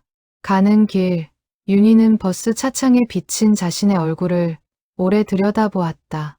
주름진 얼굴, 하얗게 센 머리, 70년 전 강가에 서 있던 17소녀의 모습은 더 이상 찾아볼 수 없었다. 그러나 그날의 두려움과 떨림만은 지금 이 순간에도 똑같이 가슴 속에서 일어나고 있었다. 윤희는 손에 든 보자기를 꽉 움켜쥐었다. 그 안에는 70년 동안 한 번도 떼어놓지 않았던 1000 조각이 들어 있었다. 사무실은 작고 소박했다. 벽에는 흩어진 가족을 찾아준 사람들의 사진이 빼곡히 붙어 있었다. 그 사진들 속 웃는 얼굴들을 보며 윤희는 잠시 마음이 든든해졌다. 자신도 그 사진들 중 하나가 될 수 있을지 윤희는 알 수 없었지만 그렇게 되기를 간절히 바랐다. 사무실 문을 열고 들어서자 백발의 노인이 의자에 앉아 있었다. 한기철이었다. 70대 중반의 단정한 인상이었다. 두 사람은 한동안 서로를 말없이 바라보았다. 윤희는 그 얼굴에서 무언가 익숙한 흔적을 찾으려 했다. 세월이 흘러 알아보기 어려웠지만 눈매 어딘가에 어머니의 모습이 겹쳐 보이는 듯도 했다. 기철 역시 윤희의 얼굴을 살피며 자신과 닮은 구석이 있는지 가만히 찾고 있었다. 안녕하십니까. 한기철입니다. 기철이 먼저 인사를 건넸다. 목소리가 의외로 차분했다. 윤희도 떨리는 목소리로 인사를 받았다. 차윤희입니다. 이렇게 만나주셔서 감사합니다. 지훈이 두 사람 사이에 자리를 마련하고 각자 가져온 천 조각을 탁자 위에 펼치도록 안내했다. 윤희는 떨리는 손으로 비단 보자기를 풀어 무명천을 꺼냈다. 기철도 작은 상자에서 비슷한 무명천 조각을 꺼냈다. 두 사람의 손이 동시에 탁자 위로 천을 내려놓는 그 순간 사무실 안의 공기마저 멈춘 듯했다. 두 천을 나란히 놓는 순간 사무실 안에는 정적이 흘렀다. 짜임이 같았다. 색이 바랜 정도도 비슷했다. 그리고 가장 결정적으로 두 천 모두 가장자리에 같은 손길로 놓인 듯한 자수 흔적이 남아 있었다. 윤희의 천에는 복이라는 글자가, 기철의 천에는 알아보기 힘들게 다른 글자가 있었는데 지훈이 확대경을 가져와 비춰보니 그것은 동이라는 글자였다. 두 사람은 동시에 숨을 들이켰다. 70년 만에 같은 배틀에서 나온 두 조각의 천이 다시 한자리에 모인 순간이었다. 지훈은 두 천의 가장자리 짜임을 손끝으로 짚어가며 설명했다. 이 시절 무명천은 집집마다 짜는 방식이 조금씩 달랐습니다. 실의 굵기, 짜는 간격이 집안마다 고유한 특징을 가지고 있었어요. 이 두 천을 보시면 짜임의 간격이 정확히 일치합니다. 같은 배틀에서 나온 천일 가능성이 매우 높습니다. 다시 말해 두 분 댁이 한 집안이었거나 적어도 같은 마을에서 같은 직무를 사용했다는 뜻이 됩니다. 윤희와 기철은 그 설명을 들으며 동시에 서로의 얼굴을 바라보았다. 말로 표현할 수 없는 감정이 두 사람의 눈빛 속에서 오가고 있었다. 복동이. 그러니까 어르신 댁에서는 막내 아들 이름을 복동이라고 지으려 하셨던 거 아닐까요? 그리고 한복순 어르신 댁에서는 딸 이름에 복자를 넣어 부르셨을 수도 있고요. 두 분 댁 모두 복자를 쓰는 학렬이었을 가능성이 있습니다. 지훈의 설명에 윤희는 가슴이 무너지는 듯했다. 복동이. 그 이름이 귓가에 맴돌았다. 잃어버린 막내, 동생의 이름이 70년 만에 처음으로 들리는 순간이었다. 기철은 한동안 말을 잇지 못했다. 그는 떨리는 손으로 천을 매만지며 입을 열었다. 어머니는 평생 저를 친아들처럼 키워주셨습니다. 단 한 번도 차별 없이 오히려 더 애틋하게 저를 대해주셨어요. 그런데 돌아가시기 전 그 말씀을 듣고 나서 저는 너무 혼란스러웠습니다. 어머니를 원망해야 하는 건지 아니면 그저 안타까워해야 하는 건지 알 수가 없었어요. 기철은 잠시 말을 멈추고 창밖을 바라보았다. 한참 후 다시 입을 열었다. 사실 어머니가 돌아가신 뒤로 저는 거울을 볼 때마다 제 얼굴을 의심하곤 했습니다.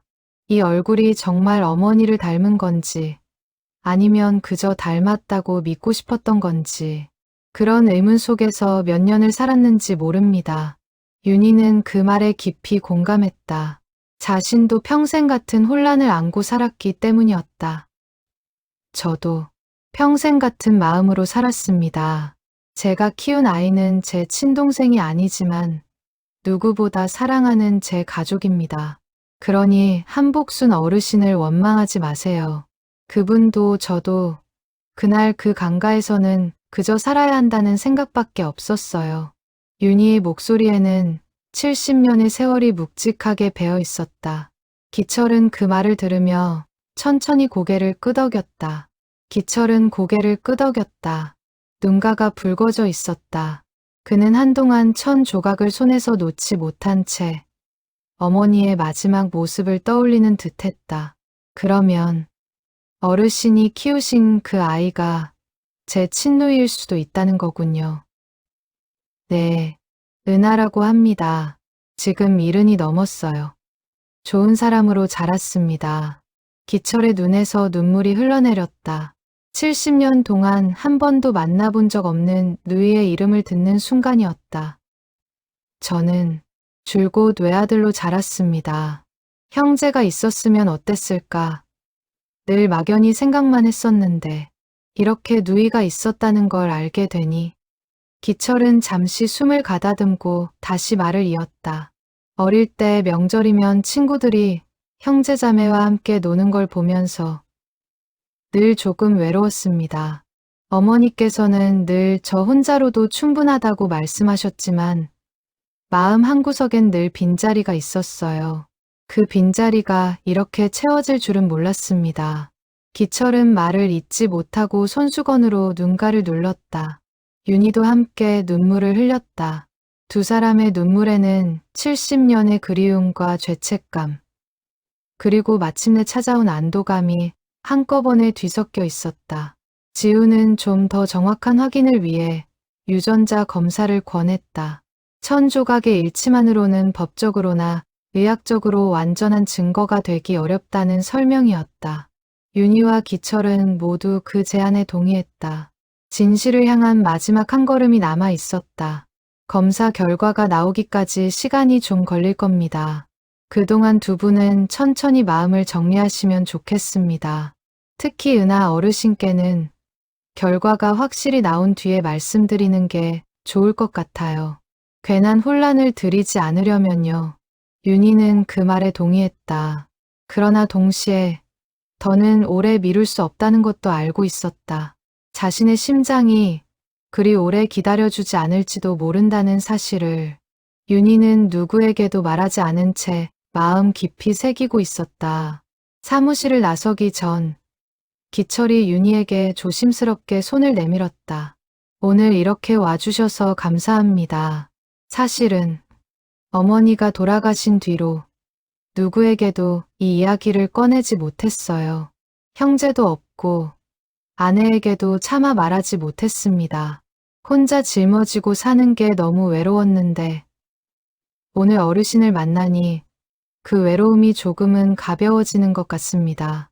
윤희는 그 손을 맞잡았다. 손끝에서 따뜻한 온기가 전해졌다. 두 노인의 손은 모두 세월의 흔적으로 거칠어져 있었지만 그 거친 손끝에서 전해지는 온기만큼은 따뜻했다.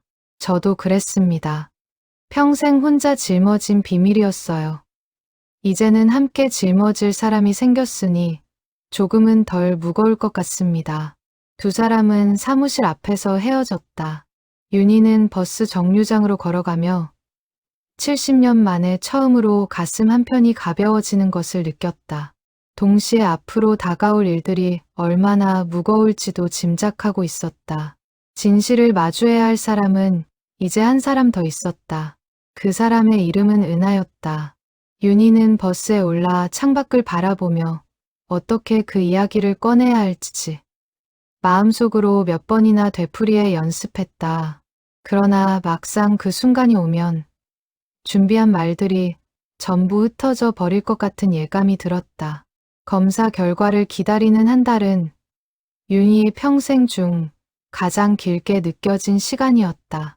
그동안 윤희는 평소와 다름없이 가게 문을 열고 손님을 맞았지만 마음은 늘 다른 곳에 있었다.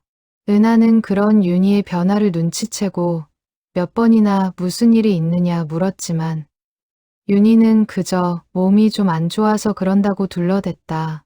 손님들도 윤희의 평소와 다른 표정을 눈치챘는지 더 자주 안부를 물어왔다.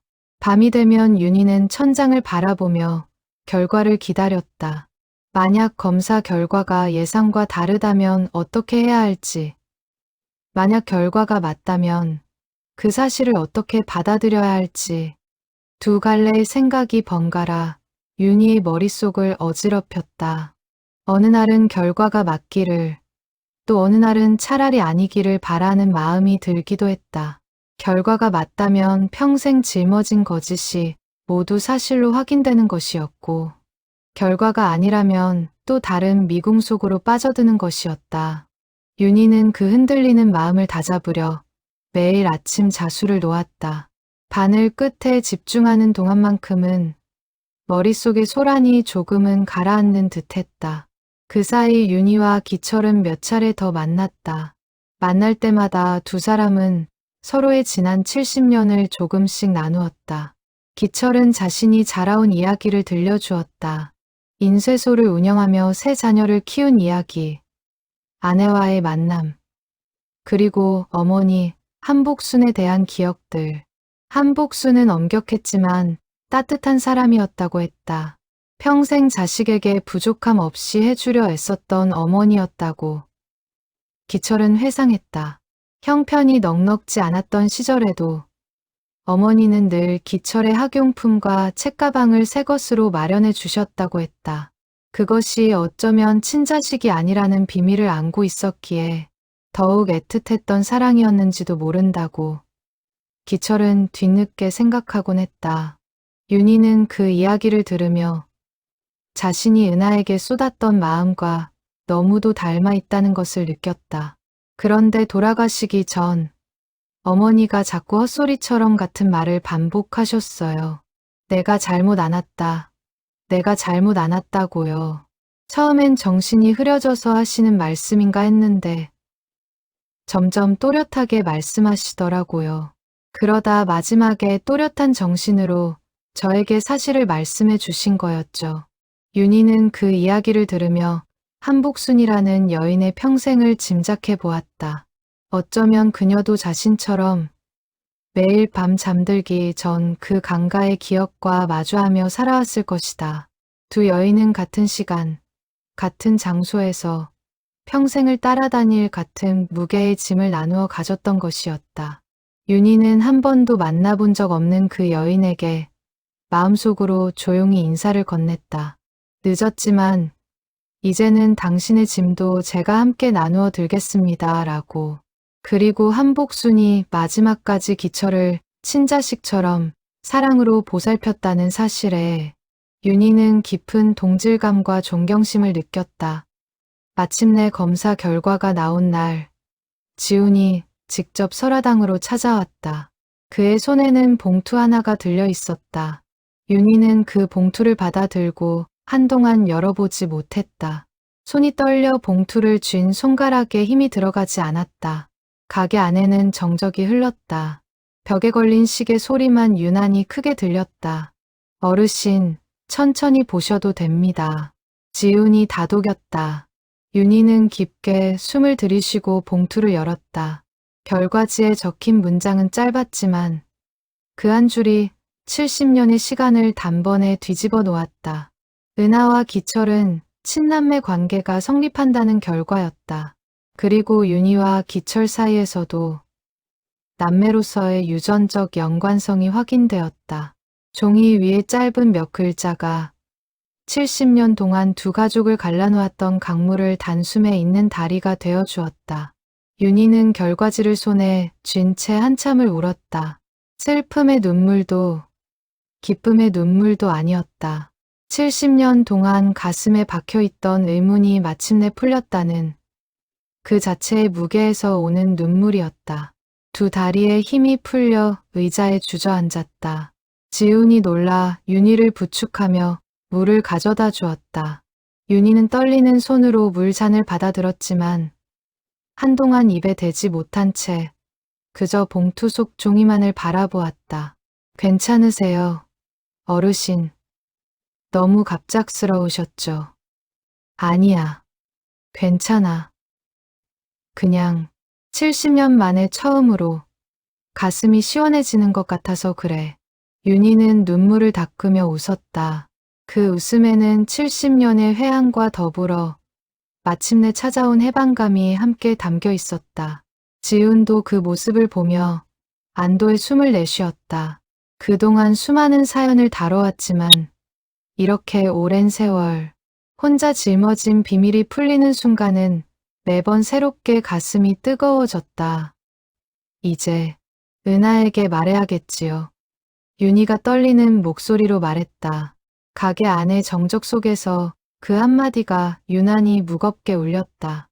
윤희는 그 말을 내뱉고 나서야 비로소 그 말이 얼마나 오랫동안 자신의 목구멍 안에 갇혀 있었는지를 깨달았다. 지우는 고개를 끄덕였다. 네, 어르신. 이제는 말씀하셔야 할 때인 것 같습니다. 다만 한 가지 좋은 소식도 있습니다. 기철 어르신께서 은하 어르신을 만나는 자리에 본인도 함께 있고 싶다고 하셨어요. 혼자 그 무거운 이야기를 감당하지 않으셔도 됩니다. 윤희는 그 말에 작은 위로를 느꼈다. 그러나 동시에 은하에게 이 사실을 어떻게 전해야 할지에 대한 두려움이 다시 밀려왔다. 70년을 친언니로 알고 살아온 사람에게 사실은 친언니가 아니라는 것을 어떻게 말해야 할까? 그리고 한 번도 만난 적 없는 친오빠가 있다는 사실을 어떻게 받아들이게 해야 할까? 지우는 떠나기 전 한 가지를 더 일러주었다. 어르신, 너무 부담 갖지 마세요. 진실을 말하는 것 자체가 사랑입니다. 숨기는 것이 더 쉬운 길이었을 텐데 어르신은 더 어려운 길을 택하신 거예요. 그 마음을 은하 어르신도 결국은 알아주실 겁니다. 윤희는 그 말을 마음에 새기며 고개를 끄덕였다. 그날 밤 윤희는 은하에게 전화를 걸어 다음 날 가게로 와달라고 부탁했다. 목소리에서 평소와 다른 무게가 느껴졌는지 은하는 잠시 침묵하다가 알겠다고 답했다. 전화기를 내려놓는 윤희 손끝이 가늘게 떨리고 있었다. 언니, 무슨 일이야? 목소리가 왜 그래? 내일 와서 얘기하자. 중요한 얘기야. 언니, 혹시 어디 아픈 거 아니지? 병원 다녀온다고 했잖아. 결과가 안 좋은 거야? 은하의 목소리에 걱정이 가득했다. 윤희는 가슴이 아렸다. 평생을 이렇게 자신을 걱정해 준 사람에게 내일 어떤 말을 전해야 할지 다시금 막막해졌다. 수화기를 든 손에 땀이 배어 나왔다. 그런 건 아니야. 걱정하지 마. 내일 보면 알 거야. 전화를 끊은 뒤 윤희는 오랫동안 거실에 앉아 있었다. 손에는 70년 동안 간직해온 그 1000조각이 들려 있었다. 내일이면 이 1000조각의 진짜 의미를 은하에게 알려줄 수 있게 될 것이었다. 윤희는 마음속으로 몇 번이나 할 말을 되뇌었다. 어떻게 말을 시작해야 할지, 어떤 표현이 은하의 마음을 가장 덜 아프게 할지. 윤희는 밤새 고민했다. 그러나 막상 내일이 되면 그 말들이 제대로 나올지 윤희는 자신할 수 없었다. 시계가 새벽을 알릴 때까지 윤희는 그 1000조각을 손에서 놓지 못했다. 창밖으로 차가운 겨울바람이 불었다. 윤희는 문득 70년 전 그 강가의 바람을 떠올렸다. 그날의 바람도 오늘의 바람도 결국은 같은 하늘 아래서 불어오는 것이었다. 윤희는 그 바람 속에서 작은 위안을 찾으려 애썼다. 내일 어떤 일이 벌어지더라도 적어도 더는 혼자가 아니라는 사실이 윤희에게는 작지만 분명한 힘이 되어 주었다. 윤희는 잠들기 전 오래된 사진첩에서 은하의 어릴 적 사진 한 장을 꺼내 머리맡에 두었다. 통통한 볼에 환하게 웃고 있는 어린 은하의 모습이었다. 그 사진을 보며 윤희는 마음속으로 되뇌었다. 내일 무슨 일이 있어도 이 아이를 향한 내 마음은 변하지 않는다고. 그 다짐을 가슴에 새기며 윤희는 비로소 눈을 감았다. 다음 날 은하는 평소보다 일찍 가게에 도착했다. 가게 안에는 이미 기철과 지훈이 자리하고 있었다. 은하는 낯선 두 사람을 보고 의아한 표정을 지었다. 언니, 이분들은 누구셔? 윤희는 가게 문을 닫고 은하를 자리에 앉혔다. 손이 떨렸지만 더는 미룰 수 없는 순간이었다. 은하야, 오늘 너한테 70년 동안 못한 이야기를 하려고 한다. 끝까지 들어줄 수 있겠니? 은하의 표정이 굳어졌다. 윤희의 목소리에서 느껴지는 무게가 평소와 달랐기 때문이다. 무슨 얘기인데 언니? 갑자기 왜 이래? 윤희는 깊게 숨을 들이쉬고 천천히 그날의 이야기를 시작했다. 70년 전 강가에서의 그 밤 다급했던 여인이 안겨준 아기. 자신이 친동생인 줄 알고 안았다가 새벽이 되어서야 다른 아기라는 것을 깨달았던 순간, 그리고 그 아기에게 은하라는 이름을 지어주고 평생 친동생으로 키워온 모든 시간들. 윤희는 한 문장 한 문장을 마치 처음 걷는 사람처럼 조심스럽게 이어갔다. 은하는 처음에는 멍한 표정으로 듣고만 있었다. 그러다 점점 얼굴빛이 변하기 시작했다. 평생 알던 진실이 한순간에 무너지는 그 표정을 윤희는 차마 똑바로 마주 볼 수 없었다. 그게 무슨 말이야? 내가 언니 동생이 아니라고? 그럼 나는 도대체 누구야? 은하의 목소리가 떨렸다. 윤희는 그 떨림을 보며 가슴이 무너지는 것 같았다. 그러나 멈출 수 없었다. 이제는 끝까지 말해야 했다. 내 친어머니는 한복순이라는 분이셨어. 몇 해 전에 돌아가셨대. 그리고 여기 계신 이분이 내 친오빠야. 한기철이라고 해. 윤희는 그 말을 끝마치자마자 마치 70년 동안 참아온 숨을 한꺼번에 내뱉은 듯한 기분이 들었다. 기철이 조심스럽게 은하를 바라보았다. 그의 눈에도 눈물이 고여 있었다. 평생 만나본 적 없는 누이를 마주하는 순간 그의 가슴 속에서도 70년의 그리움이 일제히 차올랐다. 처음 뵙습니다. 한기철입니다. 갑작스러운 이야기에 많이 놀라셨을 텐데 죄송합니다. 은하는 자리에서 벌떡 일어났다. 얼굴이 새파랗게 변해 있었다. 이게 무슨 70년을 속였다는 거야? 나한테 70년을 거짓말했다는 거야, 언니가? 은하의 목소리가 높아졌다. 윤희는 고개를 떨구었다. 미안하다. 은하야, 정말 미안해. 그때는 어떻게 해야 할지 몰랐어. 너를 고아원에 보낼 수도 없었고, 진짜 부모를 찾을 방법도 없었어. 그래서 그냥 내가 키우기로 했어. 그게 잘못이라는 걸 알면서도 너를 놓을 수가 없었어. 윤희의 목소리는 점점 작아졌지만 그 한마디 한마디에는 70년의 무게가 담겨 있었다. 그럼 지금까지는 왜 말 안 했어? 내가 결혼할 때도, 애를 낳을 때도 왜 한 번도 말 안 했어? 은하의 눈에서 눈물이 쏟아졌다. 분노와 배신감, 그리고 혼란이 한꺼번에 터져 나오고 있었다. 기철도 지훈도 차마 그 사이에 끼어들지 못하고 묵묵히 지켜볼 수밖에 없었다. 가게 안공기가 무겁게 가라앉았다. 윤희는 그 모든 감정을 묵묵히 받아내며 말을 이었다. 용기가 없었어. 내가 나를 떠날까봐 무서웠어. 너를 잃을까봐 평생 두려웠어. 그게 내 잘못이야. 비겁했던 거지. 그래도 은하야, 한 가지는 믿어줘. 너를 키운 70년 동안 단 한순간도 너를 내 가족이 아니라고 생각한 적은 없었어. 핏줄로 이어진 가족이 아니라도 너는 내게 세상에서 가장 귀한 사람이었어. 윤희의 목소리가 점점 잦아들었다. 평생을 다해 참아온 말을 다 쏟아내고 나니 온몸에서 힘이 빠지는 듯했다. 그러나 마음 한구석은 이상하게도 가벼워져 있었다. 은하는 한참을 울었다.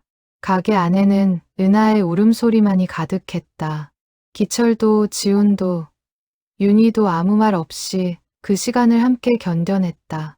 가게 벽에 걸린 손님들의 감사 편지와 사진들이 그 무거운 침묵을 묵묵히 지켜보고 있었다. 시계 초침 소리만이 그 정적 속에서 또렷하게 들렸다. 얼마나 지났을까? 은하가 조금씩 울음을 가라앉히며 입을 열었다. 나 시간이 좀 필요해. 지금은 도저히 받아들일 수가 없어. 그래, 은하야. 시간을 가져. 얼마든지. 다만 한 가지만 알아줘. 오늘 이 얘기를 한 건 더 늦기 전에 진실을 말해야 한다고 생각해서야. 내 욕심으로 너를 더 혼란스럽게 하려는 게 아니야. 은하는 가게를 나섰다. 윤희는 그 뒷모습을 바라보며 자리에서 일어나지도 못했다. 기철이 다가와 윤희의 어깨를 다독였다. 어르신, 너무 자책하지 마세요. 시간이 필요한 일입니다. 저도 처음 그 얘기를 들었을 때 어머니를 며칠 동안 똑바로 바라보지도 못했어요. 그래도 결국은 받아들이게 되더라고요. 은하 어르신도 그러실 거예요. 윤희는 고개를 끄덕였지만 마음속 깊은 곳에서는 두려움이 가시지 않았다. 70년을 함께한 사람을 잃을 수도 있다는 두려움. 그러나 이미 던져진 진실은 돌이킬 수 없었다. 이제는 은하의 마음이 어디로 향할지 기다리는 일만 남아 있었다. 며칠 동안 은하는 연락이 없었다.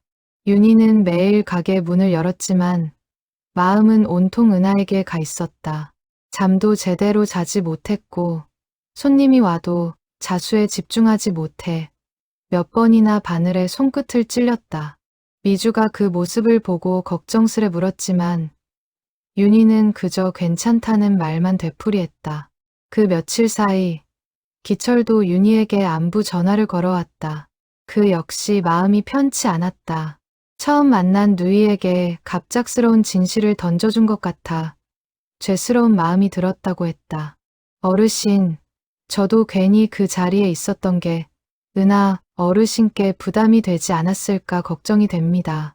너무 갑자기 많은 사람과 많은 사실을 한꺼번에 받아들이게 해드린 것 같아서요. 아니에요, 기철 씨. 오히려 그날 함께 있어 주셔서 제가 버틸 수 있었어요. 은하도 시간이 지나면 분명 이해할 거예요. 윤희는 그렇게 말했지만 속으로는 매일 같은 걱정을 반복하고 있었다. 혹시 은하가 영영 마음을 닫아버리는 건 아닐까. 자신이 평생을 다해 사랑한 그 마음마저 거짓이라는 한마디로 모두 부정당하는 건 아닐까. 윤희는 그런 불안 속에서 하루하루를 견뎌냈다. 그러던 어느 날 저녁, 은하가 다시 가게를 찾아왔다. 눈이 붉게 부어 있었지만 표정은 한결 차분해져 있었다. 며칠 동안 혼자 많은 생각을 한 듯 걸음걸이마저 무거워 보였다. 언니, 아니, 뭐라고 불러야 할지도 모르겠다. 은하가 어렵게 입을 열었다. 윤희는 가슴이 조여드는 것을 느끼며 은하를 바라보았다. 그동안 계속 생각했어. 처음엔 너무 화가 났어. 70년을 속았다는 게 믿어지지 않았어. 그런데 곱씹어 볼수록 언니가 나를 속인 게 아니라는 생각이 들더라. 언니는 나를 살린 거였어. 그 어린 나이에 그 혼란 속에서 낯선 아기를 끝까지 안고 있었던 거잖아. 윤희는 말없이 은하를 바라보았다. 눈물이 차올랐지만 참았다. 은하의 말을 끝까지 듣고 싶었다. 그냥 예전처럼 언니라고 불러도 될까? 핏줄은 아니지만 70년을 그렇게 살아왔잖아. 그 시간이 거짓은 아니었으니까. 그리고 오빠도 있다는 거 천천히 알아가고 싶어. 늦었지만 가족이 하나 더 생긴 거잖아. 윤희는 그 말에 눈물을 쏟았다. 은하가 다가와 윤희를 끌어안았다. 두 사람은 한동안 말없이 서로를 안고 울었다. 70년의 진실과 70년의 사랑이 그 품 안에서 함께 녹아내리고 있었다. 지훈이 그 모습을 옆에서 지켜보며 조용히 눈물을 닦았다. 그는 그동안 수많은 이상가족의 재회를 지켜봐 왔지만 이렇게 친자매처럼 자란 두 사람이 진실을 마주하고도 서로를 끝까지 놓지 않는 모습은 늘 새로운 감동으로 다가왔다. 두 분 정말 다행입니다. 이런 결말을 보게 되어서요. 지훈의 말에 윤희와 은하는 동시에 웃음을 터뜨렸다. 울음과 웃음이 뒤섞인 묘한 순간이었다. 그 웃음 속에서 70년의 무거운 비밀은 마침내 가벼운 짐으로 변해가고 있었다. 봄이 찾아왔다. 설화당 앞 화분에 심어둔 매화가 꽃망울을 터뜨렸다. 윤희는 가게 문을 활짝 열어두고 따스한 봄바람을 맞으며 자수를 놓고 있었다. 그날은 특별한 날이었다. 은하와 기철, 그리고 그들의 가족들이 모두 한자리에 모이는 날이었다. 진실이 밝혀진 뒤 석 달 동안 은하와 기철은 천천히 서로를 알아가는 시간을 가졌다. 처음에는 서먹했지만 만남이 거듭될수록 두 사람 사이에는 핏줄이 당기는 든든한 편안함이 자리 잡았다. 은하는 기철의 인쇄소를 찾아가 보기도 했고, 기철은 설화당에 들러 윤희의 자수 작업을 구경하기도 했다. 두 사람은 만날 때마다 서로에게서 닮은 점을 하나씩 찾아내며 신기해했다. 손끝의 모양이 닮았다든지, 웃을 때 눈매가 비슷하다든지, 그런 작은 발견들이 두 사람의 거리를 조금씩 좁혀주었다. 가족 모임이 열린 곳은 근교의 한 식당이었다. 은하의 자녀들과 손주들, 기철의 자녀들과 손주들이 모두 모이니 식당 한쪽이 가득 찼다. 처음 만나는 사람들이었지만 한 핏줄이라는 사실이 알려지자 금세 화기애애한 분위기가 만들어졌다. 아이들은 서로 사촌이라는 사실에 신기해하며 금세 친해졌고, 어른들도 70년의 사연을 들으며 연이어 감탄사를 터뜨렸다. 윤희는 그 모습을 한쪽에서 가만히 바라보았다. 기철의 손주가 은하의 손주에게 다가가 장난을 걸고, 두 집안의 며느리들이 음식을 나누며 이야기를 주고받는 모습이 꿈만 같았다. 70년 동안 따로 흘러온 두 가족의 강물이 마침내 한 곳에서 만나 새로운 흐름을 이루고 있었다. 윤희는 그 풍경을 눈에 담으며 평생 짊어졌던 무게가 이렇게 따뜻한 풍경으로 바뀔 수 있다는 것에 새삼 놀라움을 느꼈다.